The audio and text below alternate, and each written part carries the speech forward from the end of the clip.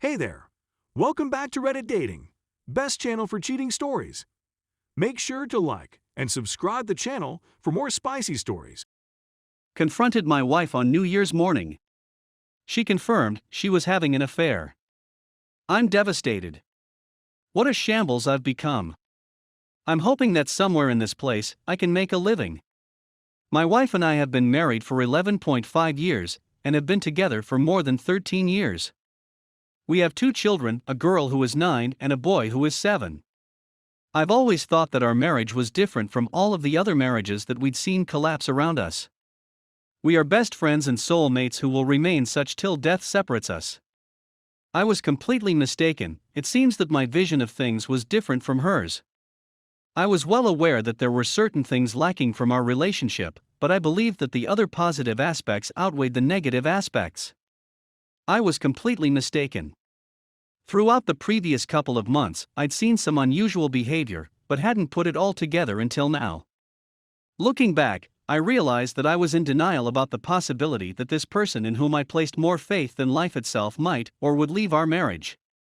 At the beginning of the year, both of us began to improve in terms of health. Weight reduction being the most important factor, I have shed 115 pounds, and she has lost 60 pounds. It was improving the quality of our lives. My attitude and view on life were becoming more positive, and our sex life and closeness were becoming more and more intimate. I had very low libido while being as heavy as I was. I had made a mental commitment to myself and my family that 2018 would be the finest year of our life. However, the previous 10 years seemed to have taken a toll on my wife, and she began to search outside of our marriage for companionship. In my observation, she was spending more time with the females after work and participating in more after-work events, such as becoming more engaged in her union. She was out shopping for new clothing. I put it down to the weight reduction and feeling better, as well as a desire to go out and have more fun, which I always supported since I like going out with the fellas and working out of town on occasion. I never wanted her to feel that she was confined to her home with no access to the outside world.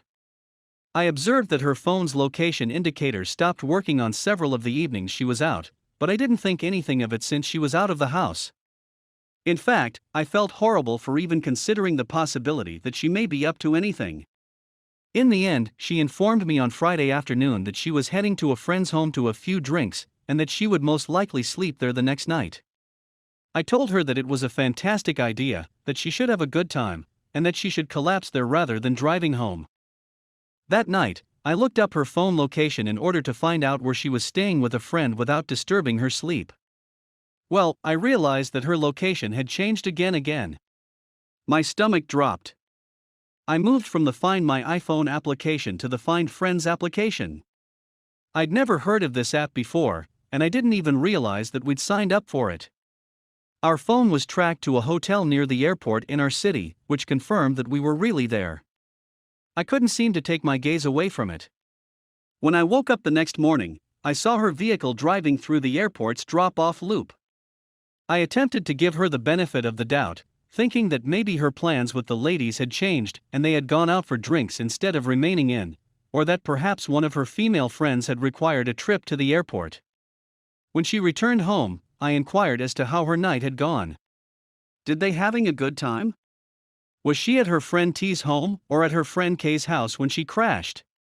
She said that they drank and passed out at T's home, 50 miles from the airport. When I inquired as to whether T or K were planned a trip this week, she said that they would be remaining at home. I had a strong desire to blow my top right then and there. Considering that my children were there, I made the decision to keep my mouth shut until that evening, since we had planned on spending the night together. Instead, she fell asleep cuddling with our son, which is something she does on a daily basis since he prefers to be hugged to sleep. It really irritated me. I couldn't get it out of my head, so I began spying on everything. I discovered a pair of panties in her handbag that I had never seen before, as well as a bottle of KY in her bathroom bag, which we had never used before.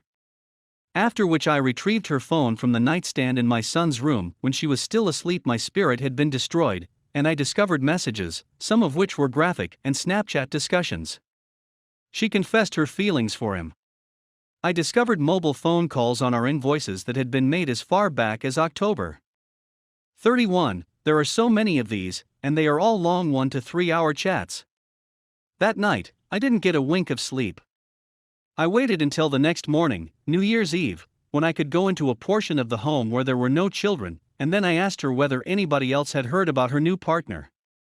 She was taken aback, but she explained that only her buddy Kay was aware of it. She had kept the information hidden from her other friends and family members. She informed me that he was a guy she had met via her union committees, and that he was married as well, which I found out later. Her response was that she couldn't give me his name. I informed her that I would be going for the day, and that I was unsure when I would return. I drove to my workplace, purchased a bottle of whiskey, and proceeded to drink the whole bottle of Jack Daniels, straight from the bottle, while watching my Buffalo Bills advance to the postseason for the first time in 17 years.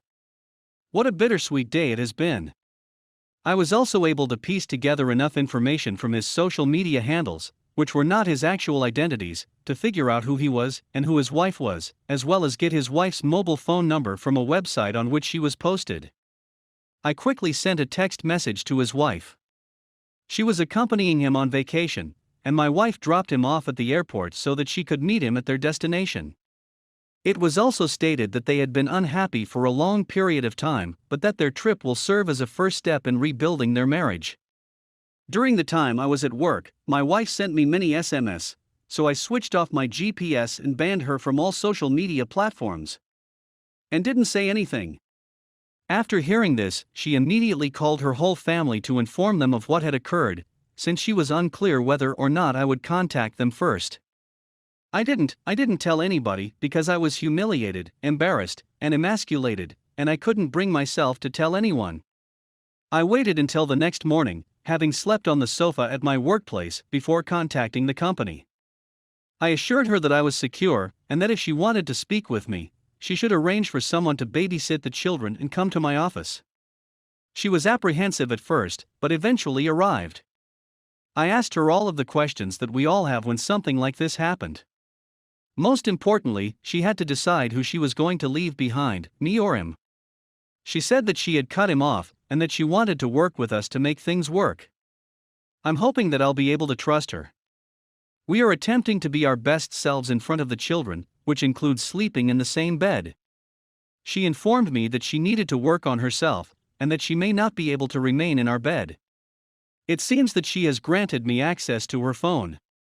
She said that she had a 5-minute phone conversation with the other guy to reaffirm that they were done, and that they were both going to attempt to make their respective marriages work moving forward. I contacted his wife again this morning to verify if what my wife was stating was correct on their end, and she confirmed it. I have not heard a response from her as of this writing. I haven't informed my wife that I texted her again, and I'm not sure whether I should, but I want to be completely upfront and honest with her about everything. Since then, I've read a slew of entries on this site, as well as a few other blogs. A reference to the 180 was sent to me, which I have already read a couple of times. Man, I've been doing the polar opposite of what the 180 instructs us to do from the first day of the war. That is what has brought me to this blog post and the questions that I am asking myself. I really want to salvage our marriage, and she has expressed the same desire to me, despite the fact that I do not trust a word she says. I am just relying on faith at this point. She said that she would look up phone numbers for counselors and therapists for us today. Individual treatment is followed by couples therapy. For those of you who have reconciled, did you immediately execute the 180-degree turn, or did you wait a while? It seems to be really difficult. Other concerns I have about the 180 are that she knows me better than I know myself, which is a source of concern. It seems to me that she will be able to look right through it and yet understand precisely how I feel about it. I have a nasty habit of lying, particularly to her. I'm also concerned that the 180 will make her feel uncomfortable. There are so many feelings. Is there anybody else who has had a nice experience with counseling, individual or couples? I'm particularly interested in hearing from those who have endured this and managed to keep their marriages intact, or, more importantly, improve their relationships as a result of the betrayal. I'm very devastated right now. Please accept my thanks in advance.